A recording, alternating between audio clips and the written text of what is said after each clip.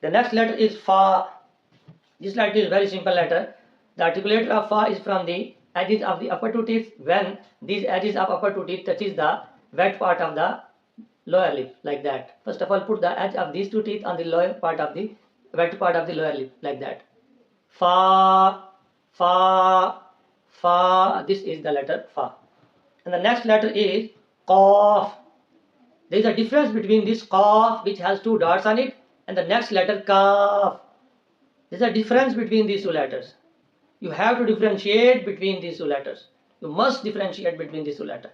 Because qaf is another letter, kaf is another letter. Okay, the first thing about the qaf is this letter is from Mustalia. We pronounce this letter in thicker tone. The second thing is the articulator of this letter. The articulator of this letter is from the root of the tongue when it touches the soft part of the palate. Here at the end, there are two parts of palate.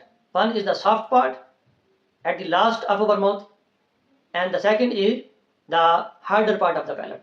When the root of the tongue, this is tongue and this is the root of the tongue. When the root of the tongue touches the soft part of the palate, then this letter pronounced of in bolder tone. Of, like that. And the next letter is kaf. Kaf, the articulator of kaf, the root of the tongue when it touches the harder part of the palate. Okay, and without bolding our tone, without thickening our tone, in normal way, lighter tone. Kaf, kaf. Okay, in Quran there are some letters in which qaf, the word qaf is used, like the first letter of the Surah Al-Ikhlas, ul. Ul. This letter is ul. This is not kul. Normally people pronounce this letter in prayer, kul huwallah. This is not kul huwallah. This kaf is another kaf, and the kaf in the ul is another kaf. You are changing the word of the Quran with the another word. You are committing the sin in your prayer. You cannot pronounce even the first letter of the Surah Ikhlas. What are you doing?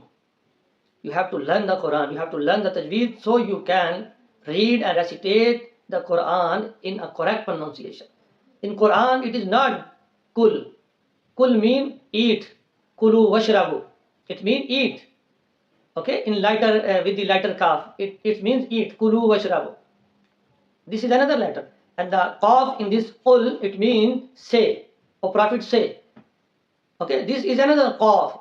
We pronounce this qaf in bolder tone, and it has its own specific attribute and articulator.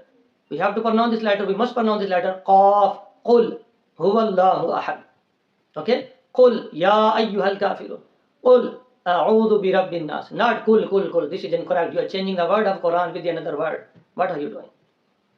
So this is why, if we did not learn the Tajwed, we will change the words of the Quran with the other words. We are reciting the Quran in an incorrect way. Then how will Allah bless us with His barakat and rahmah?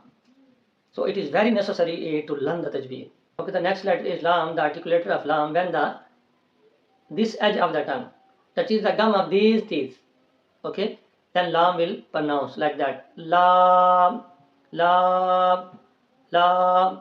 And the next letter is mim, mim, mim. The articulator of mim is the drier part of our lips. The articulator of mim is this outer part, this drier part of our lips, and we prolong it for 5 seconds. Mim, mim. This is very simple letter. And the next is noon, noon. Repeat it after me. Noon. Okay, the articulator of noon is from this part of the tongue, from the front part of the tongue when it touches the gums of these 4 teeth. This is the articulator of noon. And